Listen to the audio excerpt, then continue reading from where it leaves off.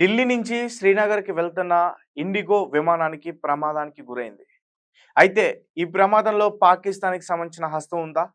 పాకిస్తానే ఈ కుట్ర చేసి ఆ విమానాన్ని అటాక్ చేయడానికి ప్రయత్నించిందా? విషయాలన్నీ కూడా మనం తెలుసుకునే ప్రయత్నం చేద్దాం. అండ్ చాలామంది నెటిజన్స్ కూడా కామెంట్స్ చేస్తున్నారు ఇది పాకిస్తాన్ కుట్రే అని. సో, అంటే ఈ యుద్ధ వాతావరణం వచ్చిన తర్వాత పాకిస్తాన్ గగనతలంలో మన విమానాలు తిరగడానికి అనుమతి లేదు. అలాగే మన భారత్‌కి సంబంధించిన బోర్డర్‌లో గాని, గగనతలంలో గాని పాకిస్తాన్ విమానాలు కూడా తిరగవు. ఇంతకుముందు పుల్వామా అటాక్ జరిగినప్పుడు కూడా ఇదే తరహాలో కూడా నడిచింది. అయితే ప్రస్తుతం ఢిల్లీ టు శ్రీనగర్ వెళ్తున్న 227 మంది ప్రయాణికులతో స్టార్ట్ అయిన విమానం సడెన్‌గా ఎందుకు ప్రమాదానికి గురైంది? సడెన్‌గా వాతావరణం చేంజ్ అయిపోవటం, 80 కిలోమీటర్ల వేగంతో గాలి రావటం, పైగా వడగళ్ల వాన కురవటం. వడగళ్ల వాన అంటే మీకెలా చెప్పాలి? ఐస్ ముక్కలతో వర్షం కురుస్తున్నట్టుంటుంది. ఐస్ ముక్క తగిలితే ఎంత గట్టిగా ఉంటుంది? ఐస్ అనేది ఎంత స్ట్రాంగ్‌గా ఉంటుంది? సో, అలా ఒక్కసారిగా ఆ 80 కిలోమీటర్ల వేగంతో ఆ ఐస్ తుఫాన్ లాంటిది రావటం.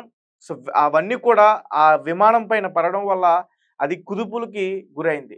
అలాగే ఇండిగో విమానంకి ముందు భాగం ఏదైతే ఉందో అక్కడ పూర్తిగా డ్యామేజ్ అయింది.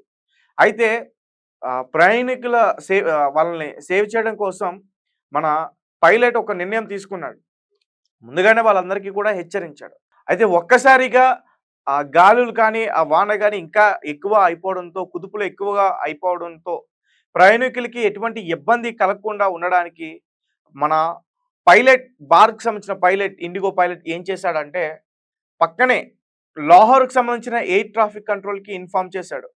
వాళ్ళని ఒక ఆహ్, కొంచెం సేపు పాకిస్తాన్ గగనంతరంలో ఆ లాహోర్ ఆ ప్రాంతంలో తిరిగేందుకు అనుమతి కోరాడు.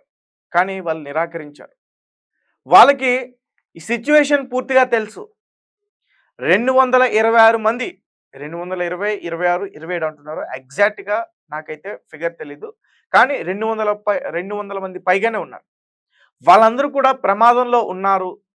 ఏదైనా జరిగితే వాళ్ళందరూ కూడా చనిపోతారు అనే కనీస బాధ, జాలి కూడా లేదు భారత్ పైన. ఇవ్వకూడదంటే ఇవ్వకూడదు. సిట్యుయేషన్ తెలుసు. ఇప్పుడు కావాలని అనుమతి అడగట్లేదు. వాళ్ళ పైన ఏదో ప్లాన్ చేసి అనుమతి అయితే అడగట్లేదు. నిజంగానే అక్కడ ప్రమాదం వచ్చింది. 80 కిలోమీటర్లతో వేగంలో కొన్ని వడగల్పులు వాన వస్తుందంటే ఒక మనిషి గనక అక్కడుంటే స్పాట్‌లో చనిపోతాడు. అట్లాంటిది ప్రయాణిస్తున్న ఆ విమానం మరి వచ్చి తగులుతూ ఉంటే ఆ వేగంగా మరి ఖచ్చితంగా అక్కడ ఏదైనా ప్రమాదం జరిగే అవకాశం ఉంటుంది. సో, దీనికి పాకిస్తాన్ పర్మిషన్ ఇవ్వలేదు. అందుకే పాకిస్తాన్‌ని అందరూ తిట్టే ప్రయత్నం చేస్తున్నారు. ఆఫ్‌కోర్స్ ఖచ్చితంగా తిట్టాలి. మరి ఇలాంటి వాటికే వాళ్ళు ఇవ్వట్లేదు. సింధు నదీ జలాలను ఇంకా మరి ఎలా అడుగుతారు? మరి 26 మంది ప్రాణాలని పొట్టన పెట్టేసుకున్నారు కదా! మరి అందుకనే కదా సింధు నది జలాలను ఆపేసాం మనం. ఇక్కడ 226 మంది ప్రాణాలతో చెలగాటం జరుగుతుంటే పర్మిషన్ ఇవ్వమంటే ఇవ్వలేదు. ఒకసారి పూర్తిగా నేను ఎక్స్‌ప్లెయిన్ చేసే ప్రయత్నం చేస్తున్నాను. దాని తర్వాత మరి మన పైలట్ అసలు ఏం చేశాడు? మరి వాళ్ళు పర్మిషన్ ఇవ్వలేదు. తను ఎలా తీసుకొచ్చి శ్రీనగర్‌లో ల్యాండ్ చేశాడు? విషయాలన్నీ కూడా ఒకసారి నేను క్లియర్‌గా మీకు ఎక్స్‌ప్లెయిన్ చేసే ప్రయత్నం చేస్తా. ఢిల్లీ నుంచి శ్రీనగర్ వెళ్తున్న ఇండిగో విమానం బుధవారం సాయంత్రం గగనతలంలో తీవ్రమైన కుదుపులకి లోనైంది. ప్రతికూల వాతావరణం కారణంగా ఈ పరిస్థితి తలెత్తగా ప్రయాణికులు తీవ్ర భయాందోళనకి గురయ్యారు. విమానం ముక్కు భాగం దెబ్బతిన్నప్పటికీ పైలట్ చాకచక్యంగా వ్యవహరించి శ్రీనగర్‌లో సురక్షితంగా ల్యాండ్ చేశాడు. ఈ ఘటనలో పాకిస్తాన్ వైఖరి చర్చనీయాంశంగా మారింది.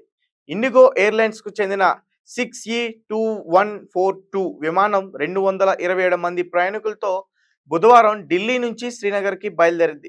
విమానం గమ్యస్థానానికి సమీపిస్తున్న తరుణంలో అమృత్‌సర్ మీదుగా ప్రయాణిస్తున్నప్పుడు అకస్మాత్తుగా వడగళ్ల వానతో కూడిన తుఫాన్‌లో చిక్కుకుంది. దీంతో విమానం గాల్లోనే తీవ్రమైన కుదుపులకి గురైంది. ఈ ఊహించని పరిణామంతో ప్రయాణికులు తీవ్ర భయాందోళనకి గురయ్యారు. వాతావరణం అత్యంత ప్రతికూలంగా మారడంతో విమాన పైలట్ తక్షణమే స్పందించాడు. సమీపంలోని లోహోర్ ఎయిర్ ట్రాఫిక్ కంట్రోల్ ఏటీసీని సంప్రదించి తుఫాన్ నుంచి తప్పించుకునేందుకు తమ విమానాన్ని కొద్దిసేపు పాకిస్తాన్ గగనతలంలోకి అనుమతించాలని అభ్యర్థించారు. అయితే పాకిస్తాన్ ఏటీసీ అధికారులు ఈ అభ్యర్థనను తిరస్కరించినట్లుగా విశ్వసనీయ వర్గాలు సమాచారం ఆధారంగా వార్తా సంస్థ పీటీఐ వెల్లడించింది. దీంతో పైలట్ ముందుగా నిర్దేశించిన మార్గంలోనే ప్రయాణాన్ని కొనసాగించి తీవ్రమైన కుదుపులను తట్టుకుంటూ విమానాన్ని నడిపారు. సాయంత్రం 6:30 గంటల సమయంలో శ్రీనగర్ విమానాశ్రయంలో ఎయిర్ ట్రాఫిక్ కంట్రోల్ కు అత్యవసర పరిస్థితిని వివరించిన అనంతరం పైలట్ విమానాన్ని సురక్షితంగా ల్యాండ్ చేశాడు. ఈ ఘటనలో విమానం ముందు భాగంలో ముక్కు నోస్ దెబ్బతిన్నట్లు అధికారులు గుర్తించారు. ప్రయాణికులు సిబ్బంది అందరూ సురక్షితంగా బయటపడ్డారని, ఎవరికి ఎలాంటి గాయాలు కాలేదని ఇండిగో వర్గాలు తెలిపాయి. అయితే విమానానికి మరమ్మతులు అవసరం అవడంతో దానిని ఎయిర్ క్రాఫ్ట్ ఆన్ గ్రౌండ్ ఏఓజీగా ప్రకటించి తాత్కాలికంగా సేవలకు దూరంగా ఉంచారు. గతంలో పుల్వామా దాడి అనంతరం ఇరు దేశాల మధ్య ఉద్రిక్తలు పెరిగిన నేపథ్యంలో పాకిస్తాన్ తమ గగనతలాన్ని భారత విమానాలకు మూసివేసిన విషయం తెలిసిందే. అలాగే భారత గగనతలంలోకి పాకిస్తానీ విమానాలకు కూడా అనుమతి లేదు. ఈ నేపథ్యంలోనే ఇండిగో విమాన అభ్యర్థనను పాక్ తిరస్కరించి ఉండవచ్చని విశ్లేషకులు భావిస్తున్నారు. సో గైస్, ఈ విమానం ప్రమాదానికి గురవడానికి కారణం పాకిస్తాన్ అయితే కాదు. పాకిస్తాన్ ఏ కుట్ర పనలేదు. ఒకవేళ అదే కనుక జరుగుంటే మన ఇంటెలిజెన్స్ వ్యవస్థ ముందే వాటిని పసిగట్టి గుర్తించేది. కాబట్టి ఇది ఒక ప్రకృతి వల్ల జరిగిన ప్రమాదమే కానీ పాకిస్తాన్కి దీనికి ఎటువంటి సంబంధం లేదు.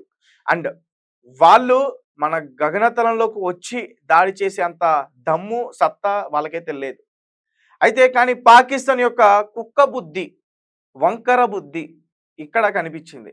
ఆ తుఫాన్ నుంచి తప్పించుకునేందుకు కొంచెం సేపు పాకిస్తాన్ గగనతలంలోకి ఆ ఏరోప్లేన్ని అనుమతించలేదు కాబట్టి వాళ్ళ యొక్క బుద్ధి ఏంటో బయటపడింది. అంటే 226 మంది ప్రయాణికులు ఒకవేళ సిచ్యువేషన్ బ్యాడ్ అయితే చనిపోయే అవకాశం ఉంటుంది. కానీ వాళ్ళని సేవ్ చేశాడు మన పైలట్.